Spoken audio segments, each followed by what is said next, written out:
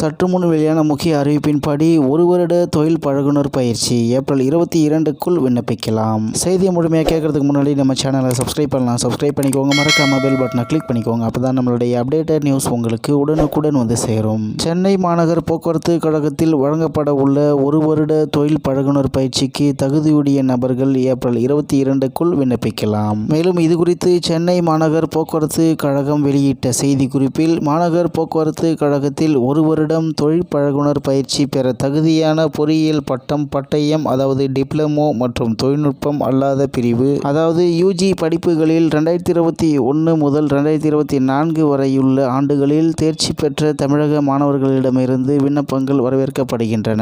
மேலும் தகுதியுடைய நபர்கள் இணையதளத்தில் ஏப்ரல் 22க்குள் விண்ணப்பித்து பயன்பெறலாம் என தெரிவிக்கப்பட்டுள்ளது என்று தகவல் வெளியாகியுள்ளது.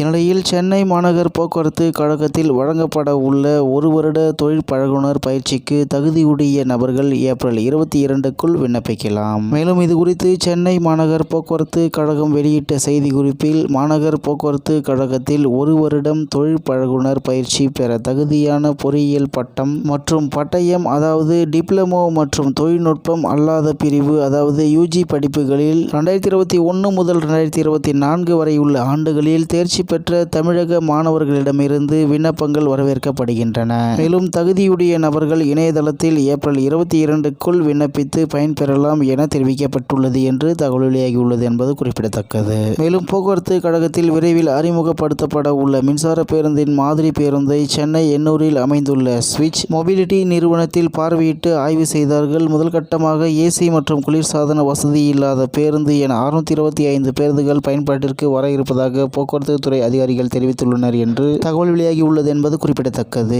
இத்துடன் இன்றைய முக்கிய செய்தி நிறைவு பெறுகிறது. மேலும் இது போன்ற செய்திகளை உடனுக்குடன் தெரிந்து கொள்ள ஆர்கே நியூஸ் தமிழ்நாடு சேனல் உடன் இணைந்திருங்கள். நன்றி, வணக்கம்.